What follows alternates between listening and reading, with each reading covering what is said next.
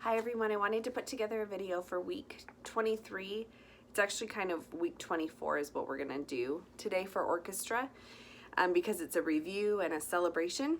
And for our week 23 for our campus, we were gonna have some speakers come in or some guests come in and demonstrate instruments. So we're not sure we're gonna be able to pull anything like that off. So we're just gonna go ahead and skip to week 24, which is the review. And so I thought it would be good for us to go over what we've learned so far in orchestra. And I will be the first one to admit that when we started doing CC 4 years ago, orchestra was an area that I don't know if struggled is the right word, but I didn't really understand the value in it as much. I grew up taking piano lessons. I thought I know a little bit about music and that's enough. That's all I need. But I think what has been so eye-opening to me about orchestra and art both has been that the more that I learn, the more I'm able to appreciate and value lots of different things, not just going to orchestras, but music in general. I have much more appreciation and a value, and it's kind of slowed me down and made me realize, wow, all of these instruments are incredible. Like, that God would make people who could come up with instruments like this so that we could have all these different kinds of sounds, and that people have learned how they blend together and how they sound beautiful. It just makes me realize we just are like, it's the tip of the iceberg of how amazing God is.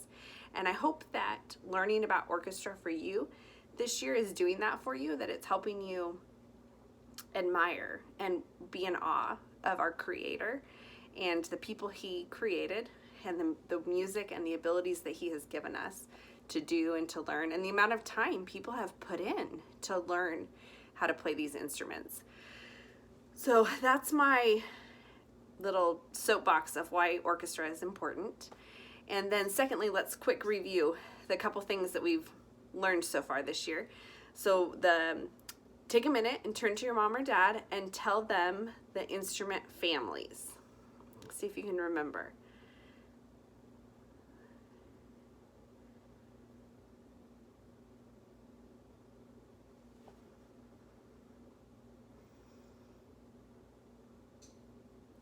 Okay, so one instrument family is the strings, right? The violins, the cellos, the basses, the violas. I think that's how you say it.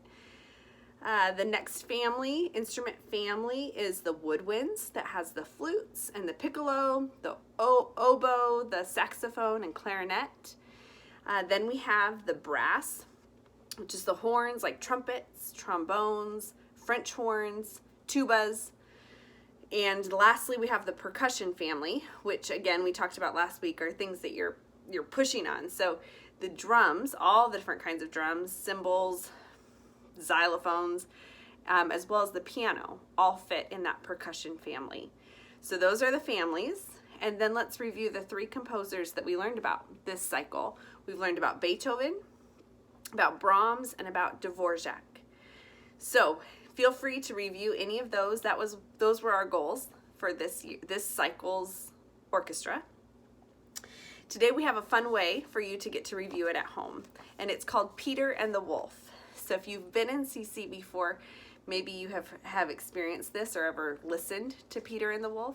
But Peter and the Wolf is a neat way for all of us to learn about the different sounds of the different families of instruments. And what they do in this piece is they give each instrument, or each group is a character in a story. And the composer or the conductor of the orchestra, he's going to narrate the story. He's going to tell you what's happening, but then the instruments are actually going to tell the story also. So parents, there's a couple ways you can do this. I'm going to tell you what I would recommend, and then you can choose what pieces you would like. So kiddos, you get to listen to your moms and dads, more so than me right now, because there's not a right way to do this. But I'm attaching a link for Peter and the Wolf coloring pages. And maybe before you actually listen to Peter and the Wolf, I would like you to maybe print some of these The file has 24 pages, and you obviously don't need to color 24 pages. What I might recommend is coloring the first page that has all of the characters in the story, and then letting your kids choose which character they would really like to focus on and listen for. So like this is Peter, and he is represented by the strings in the orchestra. This is the grandfather. He is represented by the bassoon, which is a really interesting instrument. This is the duck. He's an oboe. So both the grandfather and the duck are woodwinds. This is the hunters, and they are by the bass drum and the timpani, the drums, percussion. This is the bird. He is mimicked, or the sound of the flute in the story. These are the wolf, and he is the French horn. And oh, I didn't mean to print that one, sorry. And then this is a coloring page that has all of the different orchestra and the sections where they might sit in an orchestra. So if you wanted to kind of teach your kids about all of those, and then I've attached a link to the Vancouver Symphony Orchestra playing Peter and the Wolf. And it's a half an hour. You may either have your kids close their eyes or put masks on and cuddle up and just listen, because like I mentioned, the conductor in this is going to actually narrate the story, and then the instruments are going to play.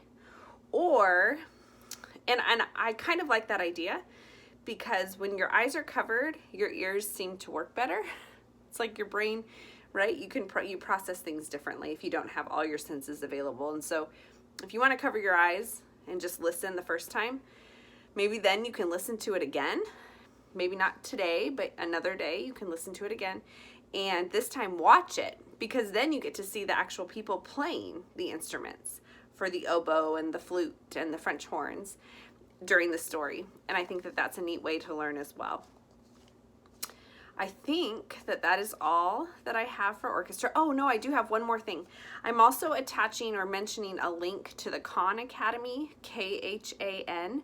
They have an orchestra section where they have interviewed or posted interviews of, I think from the Metropolitan Symphony Orchestra or some phenomenal orchestra, but they've highlighted each instrument. So if your child is interested in learning what does a piccolo sound like, or what is the bassoon by itself, or what is a trombone, how do you play a trombone, you can choose just those instruments, and then the person who plays it gives you demonstrations and talks a little bit about it. And my kids loved it. I had them each choose a couple of the instruments, and we would watch the little video.